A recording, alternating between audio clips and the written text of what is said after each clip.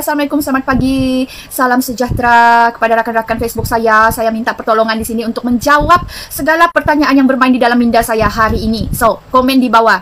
Perlukah kita mengisi borang untuk meminta bantuan COVID-19 or mangsa banjir pada ketika ini di Sabah? Lagi-lagi dalam keadaan zon merah sekarang kan? Perlukah kita mengisi borang? So, wajibkah kita mengisi borang baru mendapat bantuan dari segi makanan, perubatan, dan lain-lainnya? Okay? Perlukah atau macam mana tu? Dulu kan masa mengundi Masa mengundi kan? Adakah isi borang dulu? Adakah? Adakah kamu kena tanya, kau mau isi borang dulu di sini baru kau mengundi? Adakah begitu? Okey, kalau ada lagi satu. Sekarang nih saya mau tanya lagi. Kita semua di Sabah nih, seluruh Sabah nih terjejaskah? Terjejaskah? Terjejas dari segi pendapatan ekonomi kamu kah? Terjejas? Kalau iya, komen di bawah. Sebab saya dengar-dengar kan, yang mendapat bantuan nih bagi golongan-golongan orang yang terjejas saja. So, yang bekerja tapi stay di rumah dan tiada gaji, itu namanya terjejas atau tidak? So, pikir-pikir dulu. Komen di bawah. Terjejaskah orang yang bekerja tanpa gaji and then stay di rumah? Terjejaskah tidak ekonomi ataupun terjejas macam mana tuh? Komen-komen di bawah. Jadi, bagi yang tidak dapat bantuan tetapi melihat keadaan dorang, itu yang wajar, sewajar-wajarnya mendapat pertolongan. Sewajarnya ditolong dulu bahkan. Tapi sekarang ni saya nampak lain sudah. Sangat-sangat lain. Dari first, meminta bantuan dari atasan pun, ataupun memang wajib dapat bantuan daripada atasan untuk rakyat-rakyat di Sabah ni semua, seluruh Sabah yang terjejas. Dari segi ekonomi dia, lagi satu, ekonomi kita terjejas. Lepas tu kedua, banyak sara-sara hidup mau disara. Kau mau sara kau punya anak, kau mau sara kau punya cucu, kau mau sara kau punya family. Jadi kalau kau bekerja, ya bekerja, tapi dia di rumah tanpa gaji juga. Kamu pikir itu pun terjejas bahkan? Jadi terjejas kan? Jadi kalau terjejas, komen di bawah. Tiada istilah, kau belum mau mati lagi, kau tidak boleh dapat awal-awal, kau belum lagi tahap kritikal. Kenapa? Why? Kenapa mau tunggu tahap kritikal? Kenapa? Saya mau tanya juga, di kawasan-kawasan Sabah nih yang masih belum mendapat bantuan, di mana? Kamu area mana? Kamu komen di bawah. Begitu. Mana tahu orang-orang atasan nih kan sebenarnya dia sudah begitu agihkan itu bantuan, tapi orang bawahan dia ini selalu dia pilih kasih dan berat sebelah. Seperti juga membuat diperanak-tirikan orang cakap. Pilih kasih betul. Family yang mengundi juga dia bagi dulu, begitu. Dia ingat itu semua kita tidak tahu.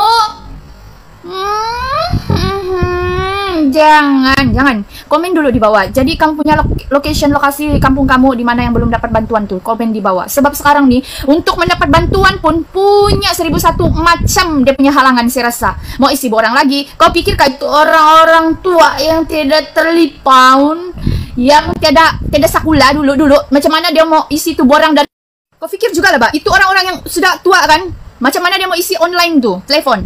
Lagi-lagi kalau dia sama sekali tidak yang orang cakap boleh bantu dia.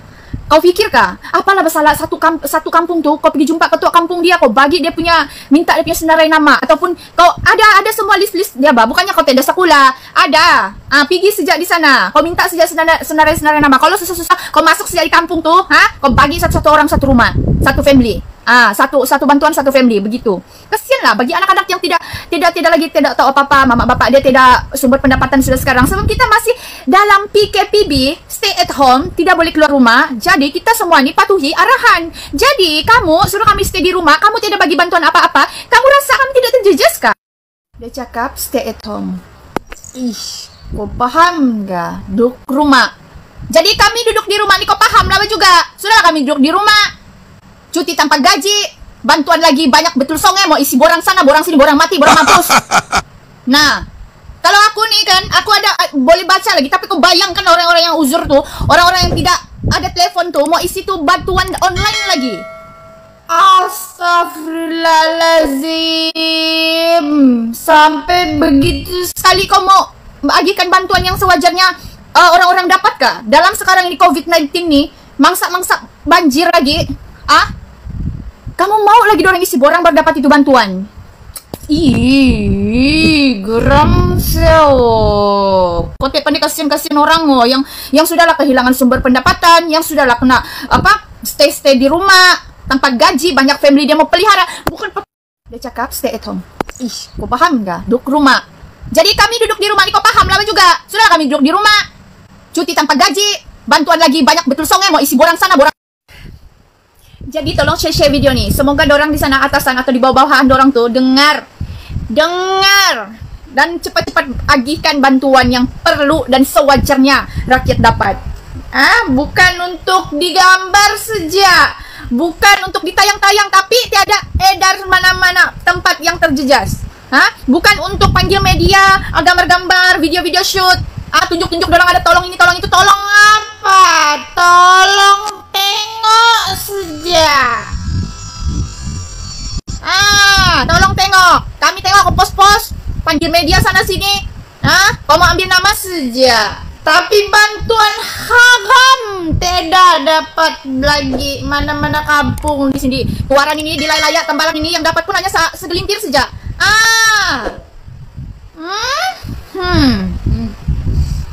Pati mana-mana pati, jangan kita memburuk-burukkan, tapi kita guna mata dan guna hati untuk menilai. Oke? Sekian dan terima kasih.